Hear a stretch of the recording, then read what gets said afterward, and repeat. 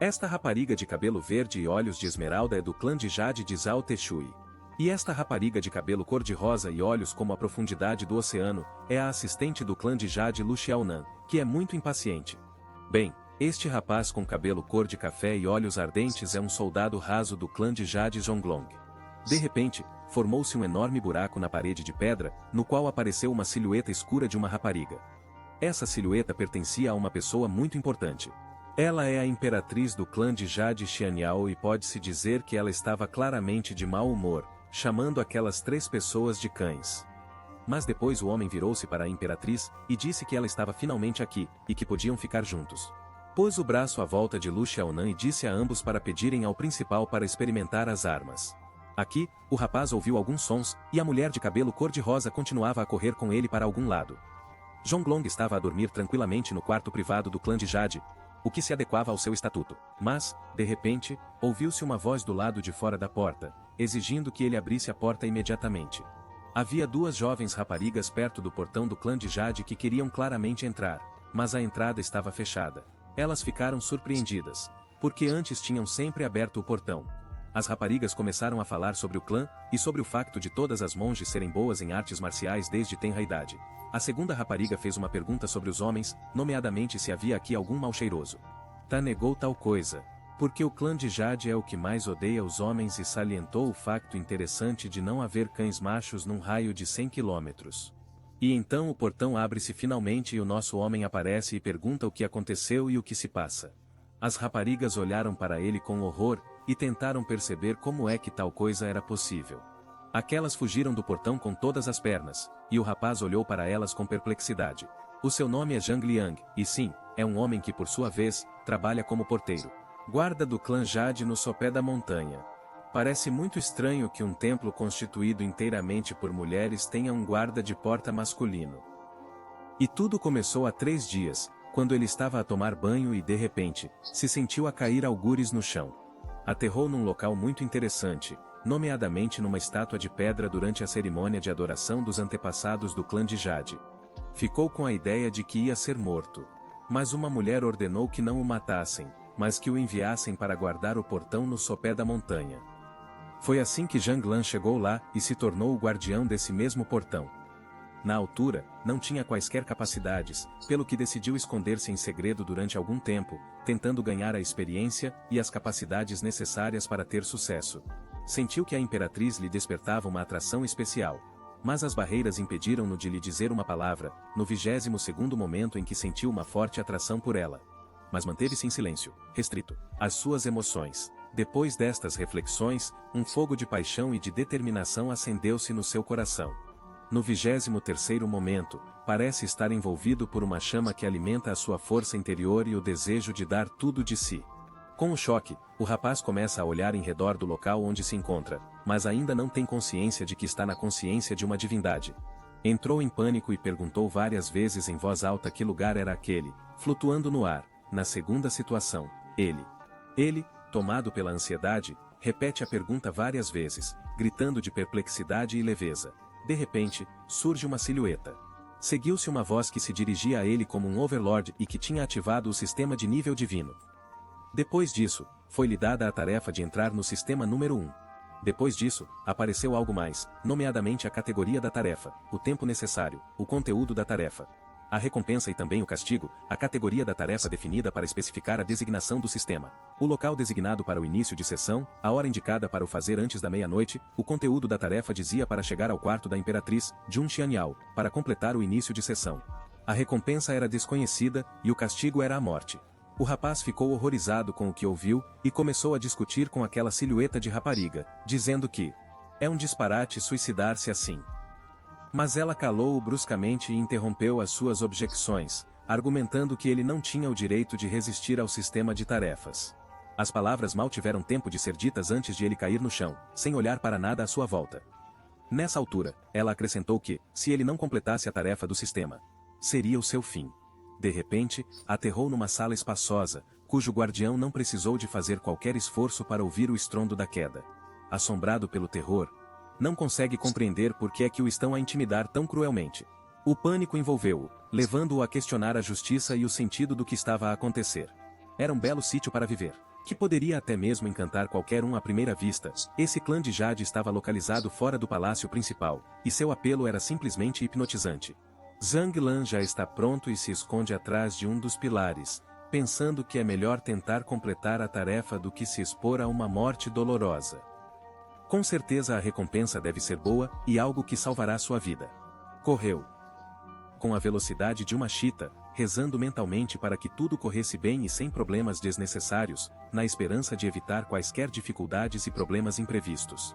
Após 10 minutos de corrida rápida, já se encontrava à porta do palácio da Imperatriz, quase a aproximar-se do objetivo da sua viagem.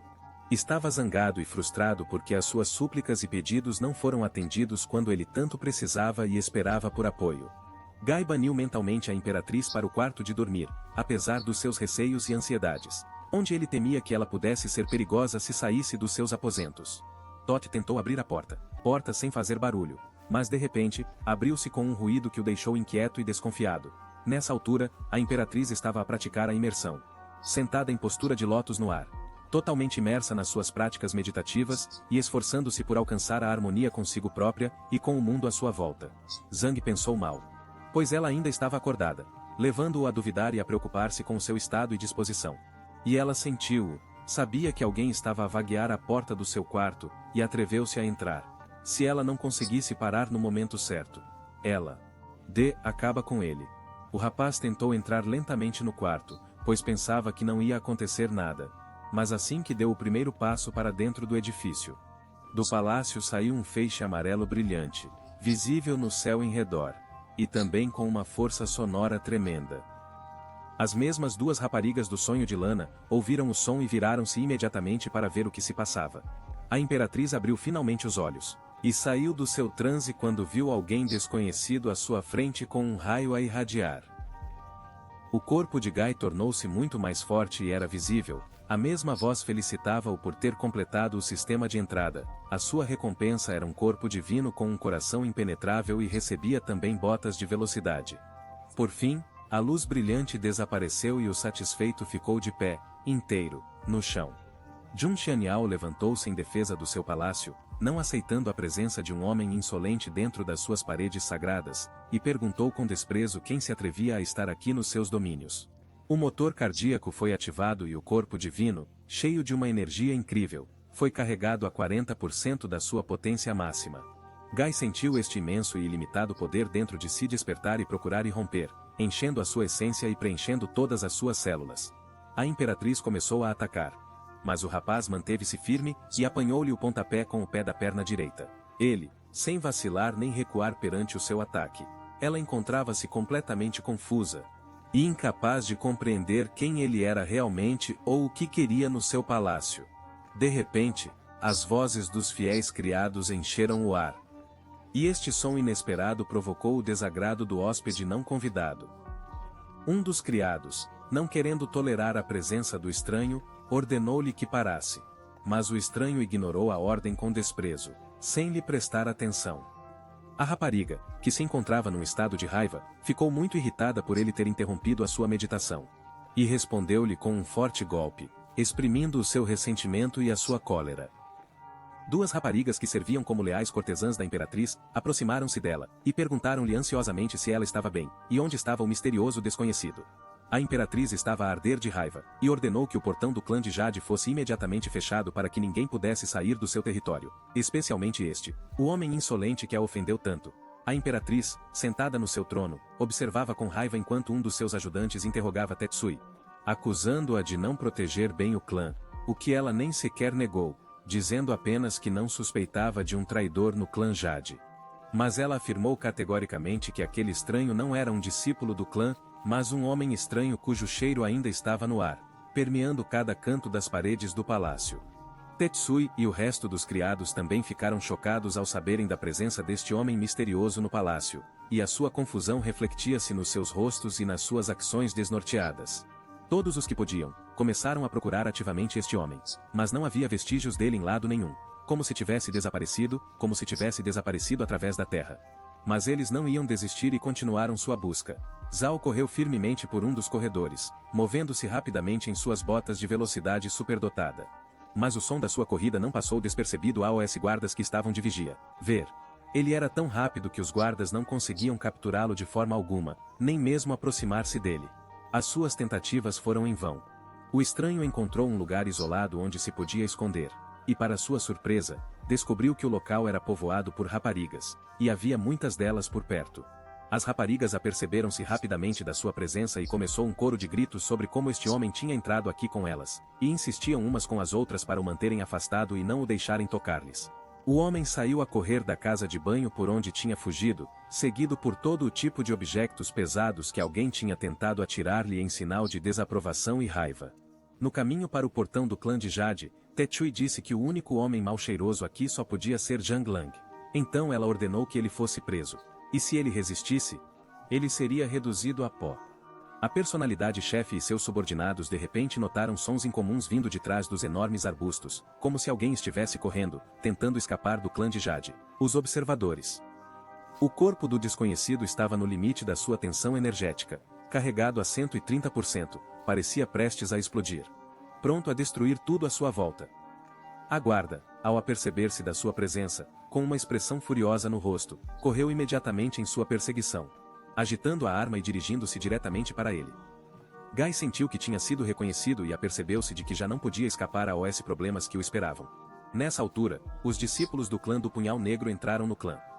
Fazem uma visita para entregar uma carta importante, e ficam atônitos com o que está a acontecer. Encontram-se a assistir a acontecimentos cheios de terror e tensão. Os 3 discípulos da Adaga Negra concentraram o seu poder mágico e apontaram simultaneamente os seus punhais na direção do homem, prontos para usar o seu poder contra ele. Gaia percebeu-se de que era de facto a altura de abandonar o local e pediu, horrorizado, para ser deixado em paz. Embora a afirmação possa ter parecido estranha. No dia seguinte, ao meio-dia,